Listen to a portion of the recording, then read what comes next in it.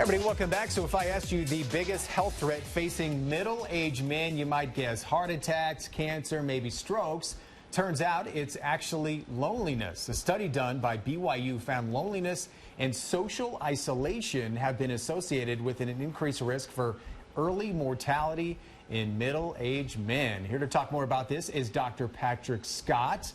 First of all, doctor, good to see you again. So let's define, first of all, what is middle-aged men? What's the bracket we're looking at here? Men between 40 and 65, we talk. Yeah. All right, so we were talking off camera, and I was shocked at this. Loneliness is where?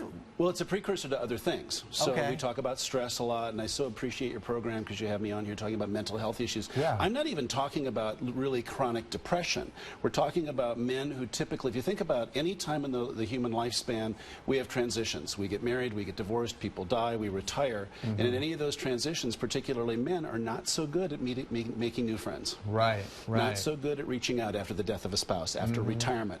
They've been very busy, they've been a high-powered executive, let's say, and now all of a sudden they're retired. Right. What do? And a lot of times, not so good at making friends and reaching out. And the 40s is a decade when, you know, unfortunately, a lot of people do get divorced. How would you know? There's big life changes. Why wouldn't know that part I yet? happen to be an expert middle-aged myself. So, yeah. Well, no, middle-age, I know middle-age. I'm in that barometer, but it seems like one of those decades where there are big life changes. Right. So what are some steps people can do well, I to think men in particular, you know, and like I said, I appreciate your program because you demystify mental health. This isn't even about needing counseling or medication. This is about checking your mindset. Okay. Are you particularly irritable? Are you grumpy? Are you really impatient and bored with people? Do you not want to be with people?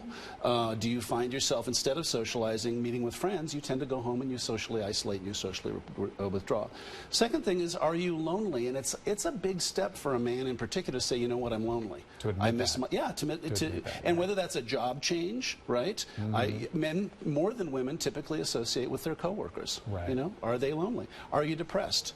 Are you feeling sad? Are you bored? I mean, boredom is a real trouble spot for a lot of men. They just don't know what to do with themselves after being so busy. You know, third one, which is, I think, the most difficult, is that men in particular aren't good about extending themselves. They're so used to, by virtue of school, career, family, people come to them. All of a sudden they might find themselves either after a spouse dies or in middle age. Are they going to be willing to put themselves out there and extend themselves? And there's so much, you know, available out there. Right, and guys are set in their ways. Yep. I mean, we're stubborn, we're set in our ways, and it's hard for us to break out of that shell. Right. All right, so that's 3. What's number 4 you got? 4 is finding people with similar interests. We have social media for a reason. And a lot of people, there's a study that was recently done about Facebook, and it said that people that use Facebook moderately typically can have an enhanced mood because they feel a social connection even if it's with people around the world or around the country. Okay. People who obsess on Facebook or Instagram, on the other hand, tend to get more depressed. Right. Jealous of what they're seeing other people doing. And, you know, use your social networks. Find a hobby, find a class, find a volunteer opportunity. Find something where you can get to be out with like-minded people. And then finally, a lot of people, I'm not going to limit this to men, you know, talk about the only time people call me is when they need something. Yep. The only time my family calls me is when they want to borrow money. The only time, you know, I have a truck. The only time people call me is when they want to move. Find people and friends who are not using you, that are not taking advantage of you. Just call to say hi. Just call to say hi. Check in with old friends, that kind of stuff. All right. As always, great knowledge. Thank you, doctor. Pleasure. All right, Monica, over to you. Or Maria, over to you. Thanks so much.